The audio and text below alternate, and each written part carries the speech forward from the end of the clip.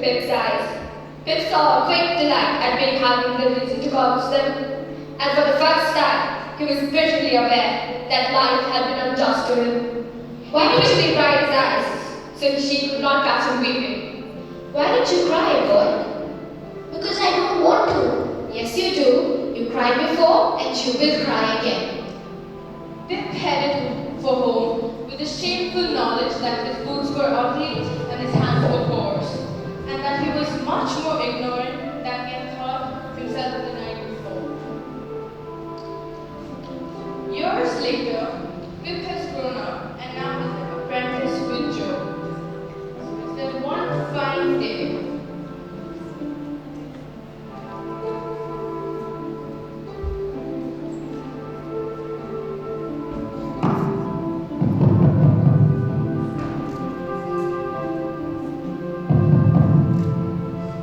I wish for a private conference with the two of you. My name is Daniels, and I'm a lawyer from London. I've come here to discuss some unusual business with the two of you. Before I begin, you must know I act as a confidential agent for an anonymous client. Having said that, Mr. Joe Baldry, I've come here to relieve your apprentice. Me? Yes. And Mr. Joe, would you be willing to leave your apprentice for his own better? No. But I will not stop him. I will always make him better. Good. Then please don't change your mind. I've always dreamt of going to London. Pip was all ready for his trip to London.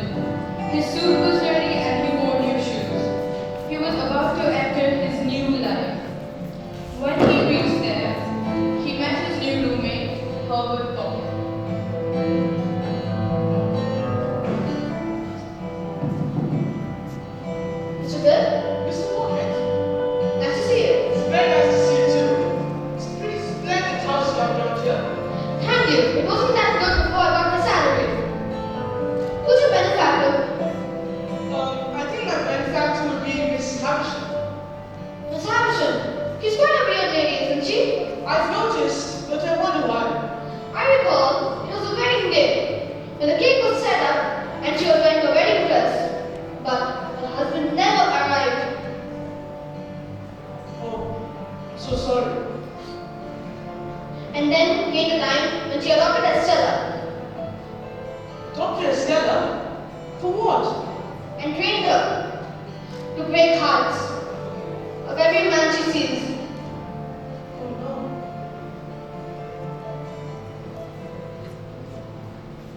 A few days later, Pip got a message saying that Miss Hampshire wishes to see him.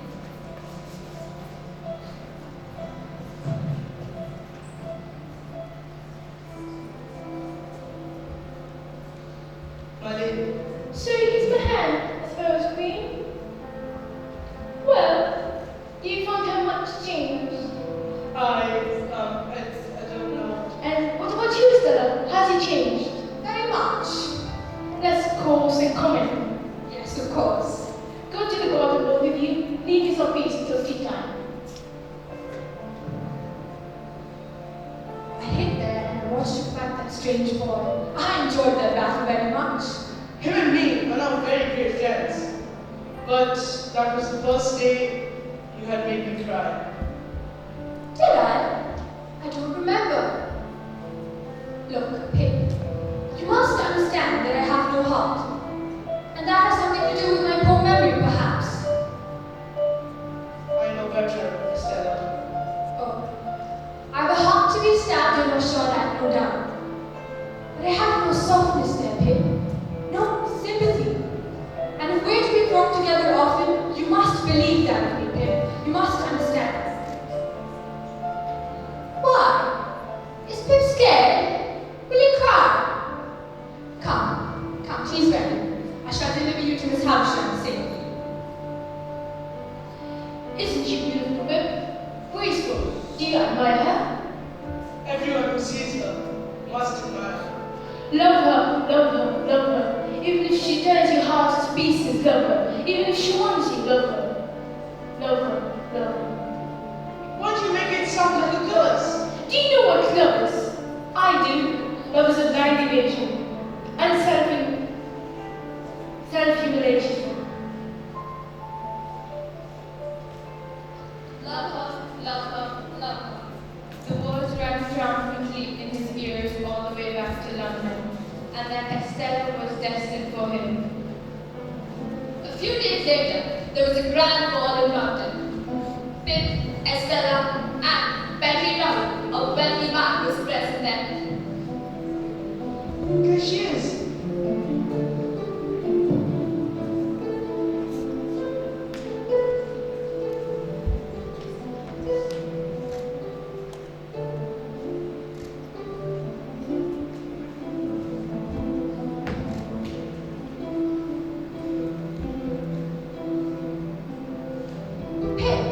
What do you think you're doing? How can you dance with him? You don't even love him. I don't even know him. It doesn't matter to me, Pip. I only know to break and break hearts.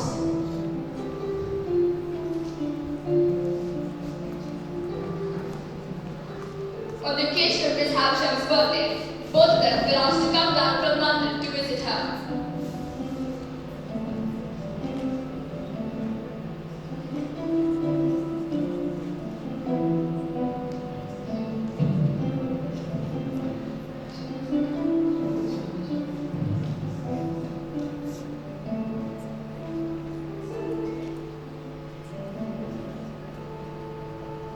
Stella, what? Are you tired of me? No, just a little tired of myself. No, speak the truth. You're tired of me, you cold-hearted. What? You reproach me for being cold? I am what you made me. Take all the credit or blame. Look at her, so thankless, so proud, so proud. Who taught me to be proud? Who taught me to take revenge and break hearts? So hard, Stella. Who taught me to be hard? Who praised me when I learned my lessons? But to me, Stella, to me, I cannot think how you can be so unreasonable. When Pip and I have written all the way down for your birthday. I've never forgotten the wrongs done to you. I've learned the lessons you taught me. How I wish I could have learned them. Stella,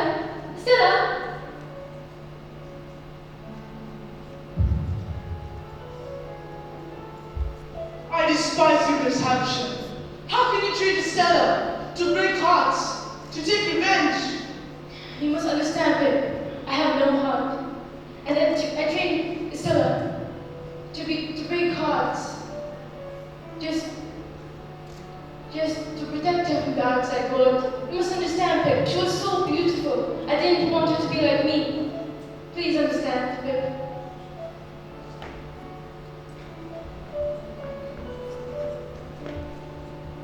Unfortunately, Miss Havisham catches on fire and she dies. A few years later, Estella is married to Bentley Drummer. But sadly, he dies, and she comes back home to the Sattys' house and lives her life like Miss Havisham did.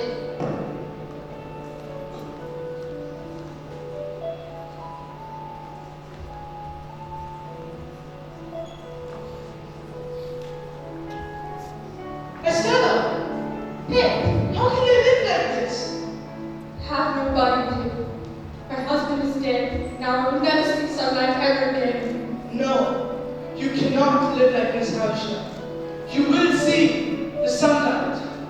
How will I move on, Pip? I broke so many hearts. I broke yours. But you will start a new life with me. Will you?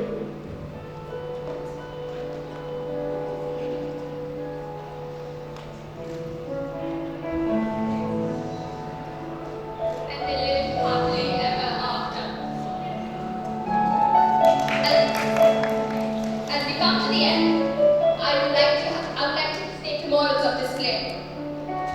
Sheikh Zayed wanted Dubai to be one of the happiest countries in the world. Miss Havisham was heartbroken and destroyed after her fiancé left her. But instead of living a life like how she did, we must move on, be confident, and be happy with what we have. Thank you. Put your hands together for grade 8A. That was Charles